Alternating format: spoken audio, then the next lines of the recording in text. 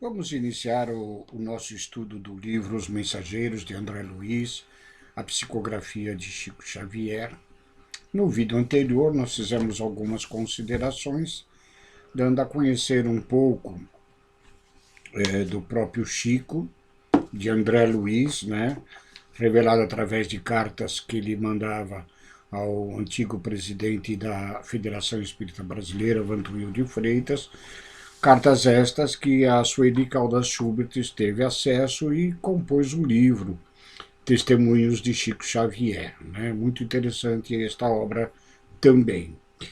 E né, naquele vídeo nós falávamos um pouco da obra do André Luiz como um todo, onde Chico dava a entender, por sua interpretação, de que André Luiz ele é uma personalidade mensageira da espiritualidade superior, dando-o a conhecer através dessa obra, a série dos 13 livros da vida no mundo espiritual, né? Como que se fosse para nós um despertamento dessa nossa espiritualidade, dessa nossa eternidade, ok? E agora nós vamos iniciar propriamente o estudo, a leitura e estudo, iniciando com esta obra aqui, A Vida no Mundo Espiritual, estudo da obra de André Luiz, coordenado por Geraldo Campetti Sobrinho, onde ele dá um resumo destas 13 obras, capítulo a capítulo. Mas também no início de cada resumo de livro, ele dá um contexto de como é a obra que está para ser ali relatada. Então, nós vamos dar a conhecer aqui agora, nesse instante, antes de iniciarmos o primeiro capítulo do livro Os Mensageiros, este resumo do livro. Né? Interessante para a gente se situar no que nós vamos estudar nesta obra de André Luiz. Então, diz assim este resumo. Relata a segunda viagem de André Luiz à crosta. A primeira, lembre-se, é quando ele vai visitar o seu lar terreno e o encontra, já com sua esposa casada em segundas núpcias de seus filhos, né? E ele tem um certo desequilíbrio momentâneo, mas depois ele se retoma, como nós vamos ver no próximo capítulo. Relata a segunda viagem de André Luiz à Costa, onde aplica os conhecimentos adquiridos em nosso lar a serviço do próximo e enaltece a importância da renovação mental que conduz o espírito ao trabalho construtivo no sentido do bem.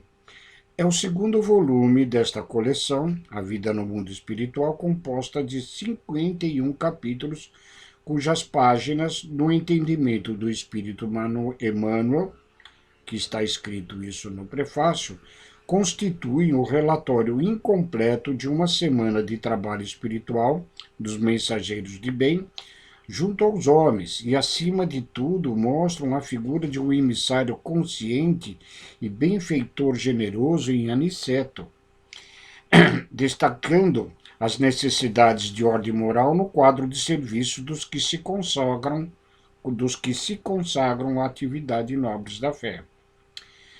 Dá notícia nesta obra da sua visita ao centro de mensageiros em nosso lar, onde são preparados os médiuns que retornam ao lar com a missão de exemplificar o Evangelho de Jesus.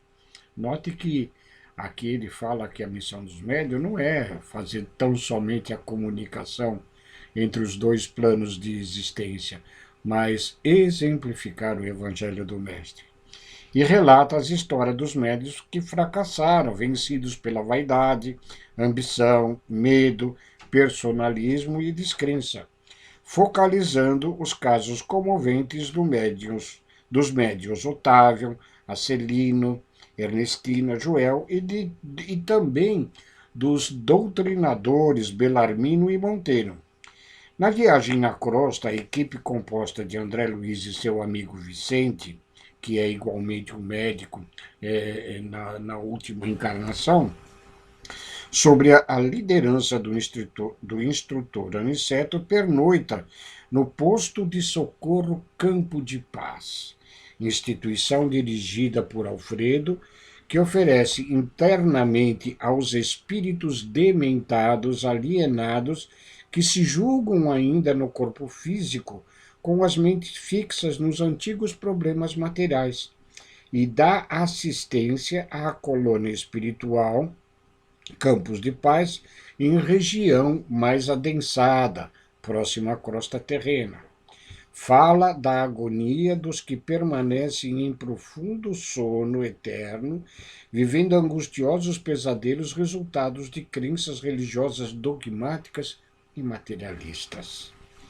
Vivencia e narra as agruras dos efeitos das tempestades magnéticas no plano espiritual próximo à superfície terrena, em razão dos tormentos da Segunda Grande Guerra.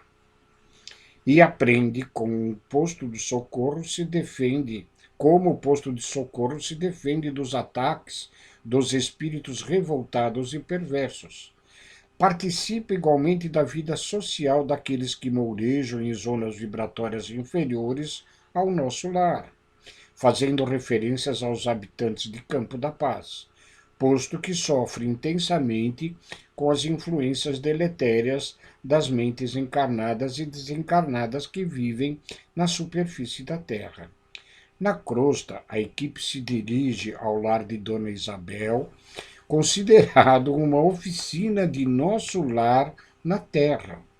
Durante a permanência de uma semana no plano físico, André Luiz pratica as lições recebidas em nosso lar, atuando como passista e atendendo o fraterno e atendente fraterno na referida oficina, no lar de Dona Isabel.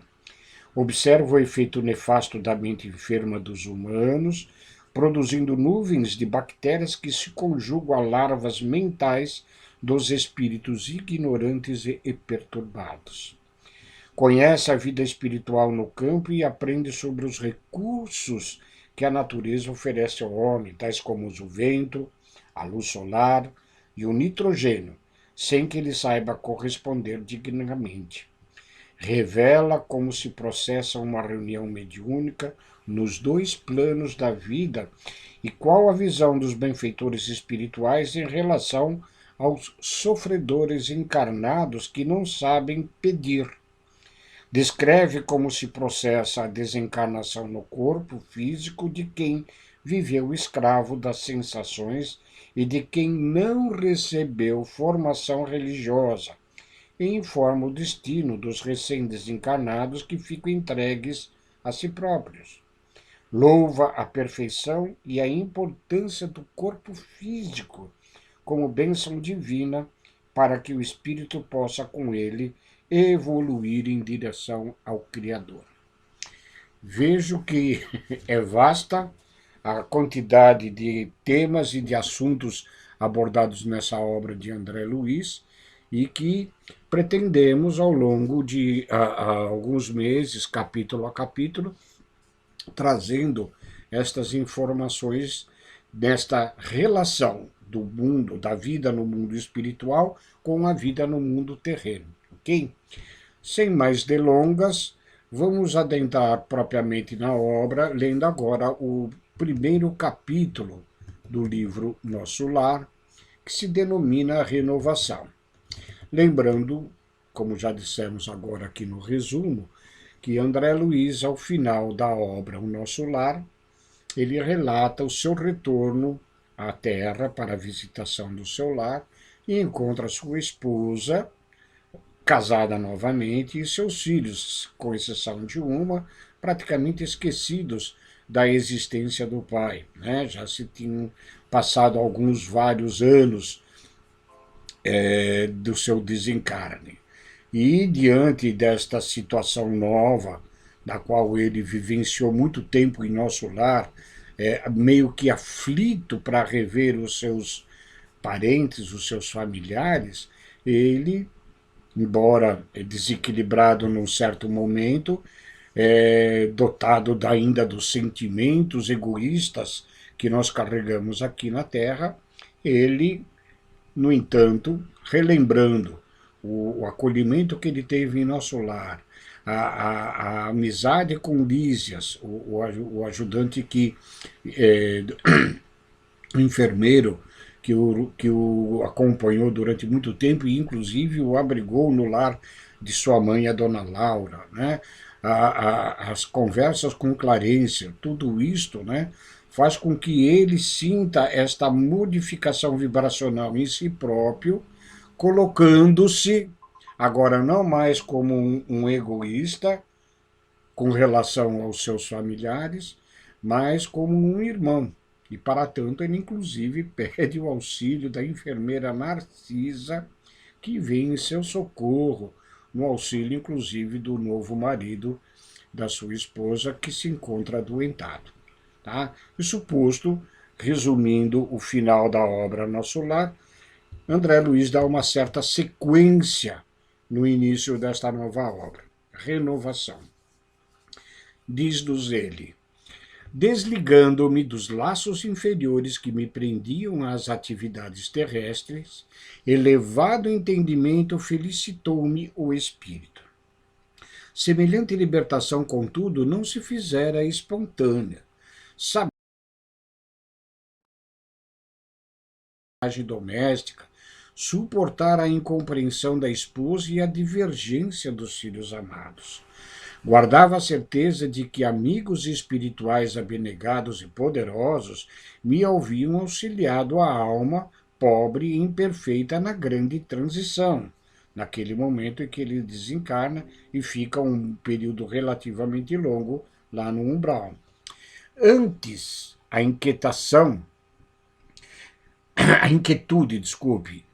inquietude relativa à companheira torturava-me incessantemente o coração, mas agora, vendo-a profundamente identificada com o segundo marido, não via recurso outro que procurar diferentes motivos de interesse. Foi assim que, eminentemente surpreendido, observei a minha própria transformação no curso dos acontecimentos. Experimentava o júbilo da descoberta de mim mesmo. Dantes vivia a afeição de um caramujo, segregado na concha, impermeável aos grandiosos espetáculos da natureza, rastejando no lodo. Essa descrição de André Luiz é como que vale para todos nós ainda muito apegados às questões terrenas, da família, de sensos de propriedade, tanto de bens como de pessoas, nós somos como se fosse caramujos a rastejar aqui no lodo da terra, né? Porque ainda não alcançamos, na maioria das vezes, aquele momento de despertamento espiritual do espírito imortal que nós somos. Agora, diz André Luiz, convencia-me de que a dor agira na minha construção mental, à maneira do alvião pesado, cujos golpes eu não entendera de pronto. O alvião quebrara a concha das antigas viciações do sentimento, principalmente os sentimentos de egoísmo e de orgulho, de vaidade. Libertara-me. Expusera-me o organismo espiritual ao sol da bondade infinita e comecei a ver mais alto, alcançando longa distância. É o que acontece quando nós nos despertamos para a nossa própria espiritualidade. Pela primeira vez, continua André, cataloguei adversários na categoria de benfeitores. Comecei a frequentar de novo o ninho da família terrestre, não mais como o senhor do círculo doméstico, mas como operário que ama o trabalho da oficina que a vida lhe designou. Não mais procurei na esposa do mundo a companheira que não pudera compreender-me, e sim a irmã a quem eu deveria auxiliar.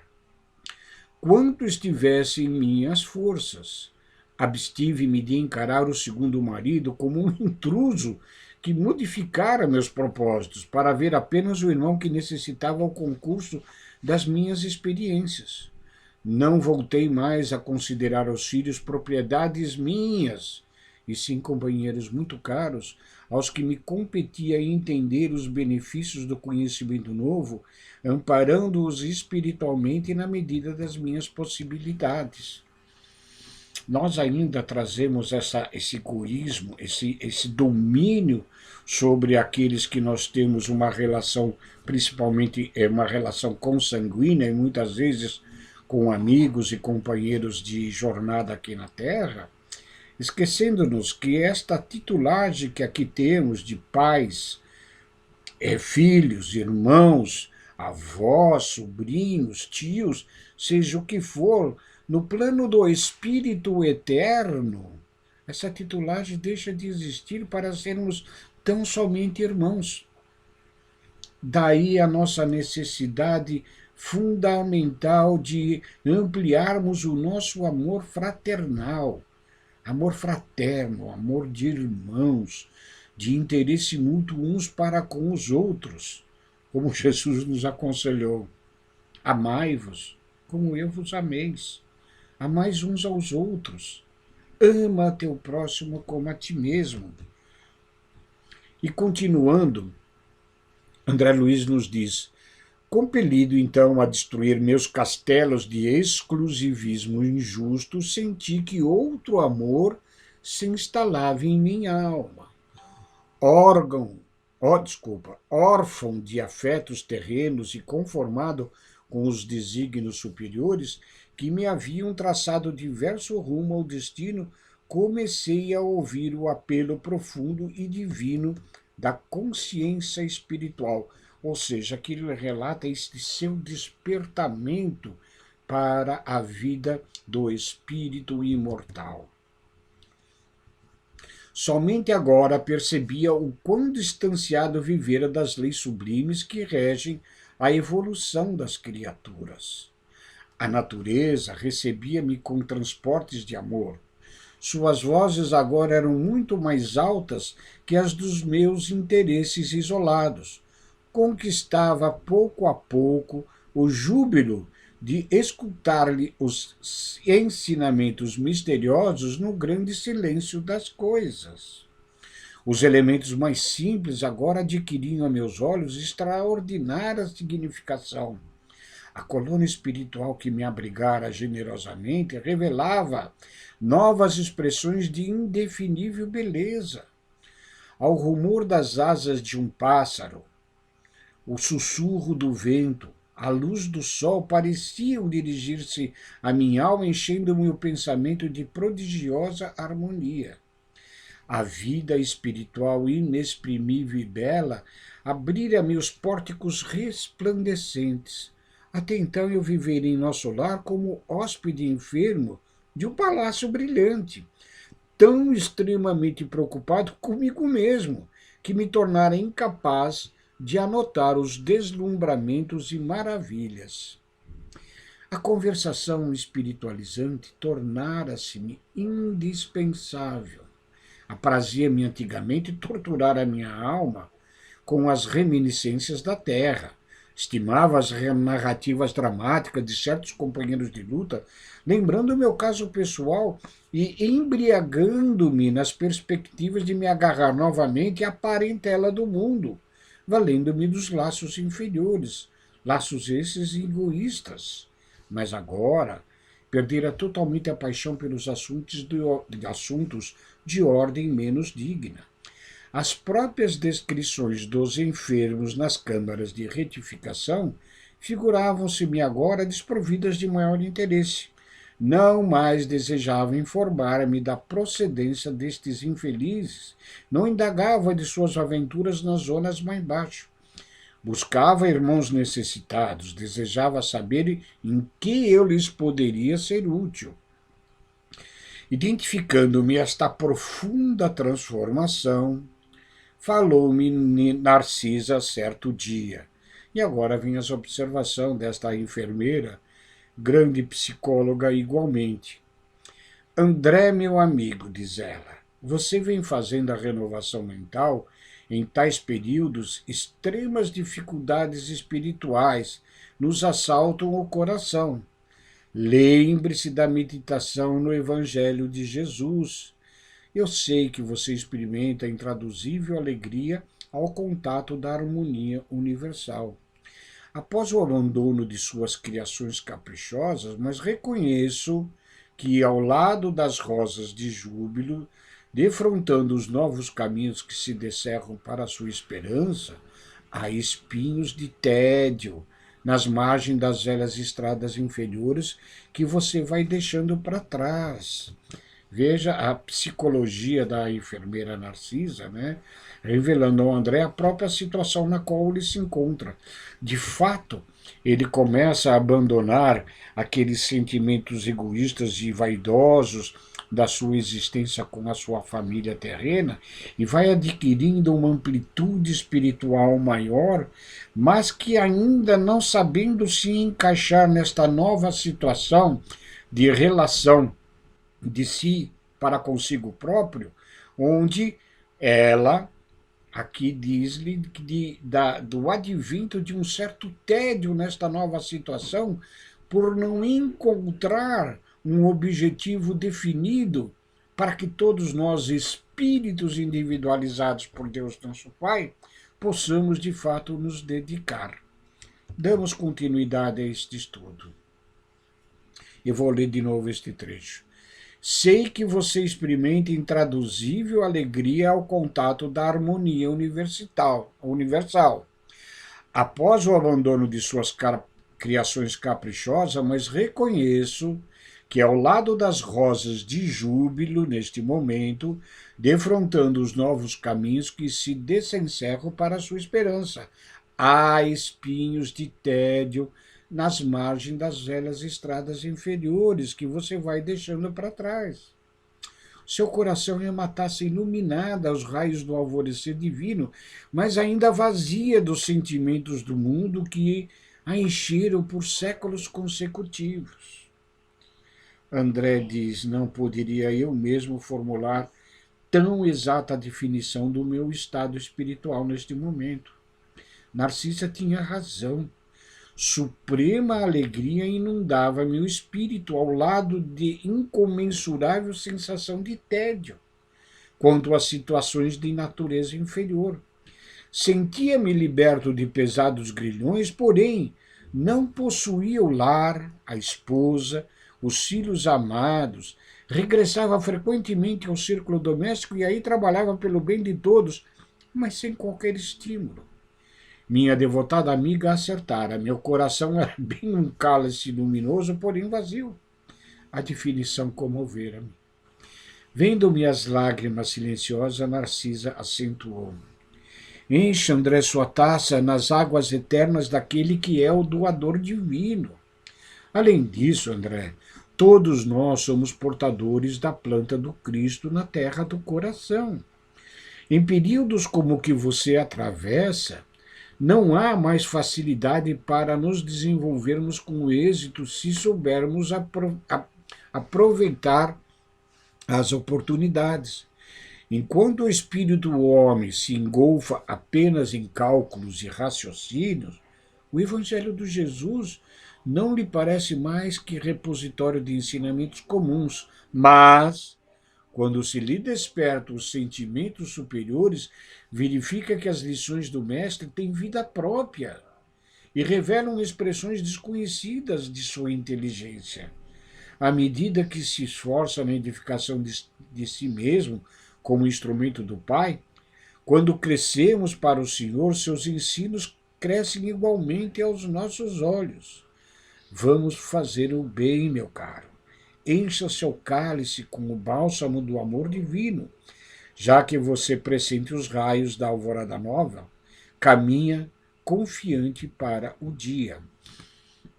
Esta realidade que Narcisa nos traz, da nossa compreensão à medida que crescemos, que evoluímos, que adquirimos novos conhecimentos e que nos adiantamos na evolução espiritual, o Evangelho de Jesus, que tantos séculos trazemos junto de nós, mas ainda presos à letra que mata, sem pegarmos o espírito que vivifica, ele vai crescendo no nosso entendimento. O Evangelho do Mestre ele se torna cada vez mais um sol que ilumina totalmente a nossa existência espiritual. E conhecendo o meu temperamento de homem amante do serviço movimentado, a Narcisa acrescentou generosa: você tem trabalhado bastante aqui nas câmeras, onde me preparo por minha vez, considerando um futuro próximo na carne. Não poderei, portanto, acompanhá-lo, mas creio deve você aproveitar os novos cursos de serviço instalados no Ministério da Comunicação. Muitos companheiros nossos habilitam-se a prestar concurso na Terra, nos campos visíveis e invisíveis ao homem, acompanhados todos eles por nobres instrutores. Daqui de nosso lar, poderia você conhecer experiências novas, aprender muito e cooperar com uma excelente ação individual. Por que não tenta? Antes que pudesse agradecer o alvitre valioso, Narcisa foi chamada ao interior das câmeras, a serviço, deixando-me dominado por esperanças diferentes de quantas abrigara até então relativamente às minhas tarefas. E aqui termina o relato deste primeiro capítulo, e no próximo vídeo nós iremos para o segundo, que se denomina Aniceto. Nós vamos dar a conhecer, vamos tomar conhecimento, na realidade, de quem é este instrutor espiritual, que, relatado pelo próprio Emmanuel, né, o instrutor amigo e generoso, na figura deste Aniceto. E era para este vídeo que nós temos para hoje. Aqueles que, como nós, desejam a divulgação do Evangelho de Jesus e a divulgação da doutrina espírita aqui, compartilhe conosco estes vídeos com seus amigos, com seus familiares, né, para que possamos todos nós juntos, neste estudo da vida espiritual, adquirirmos essa consciência de despertamento espiritual. Fiquem com Deus, muito obrigado e um beijo a todos.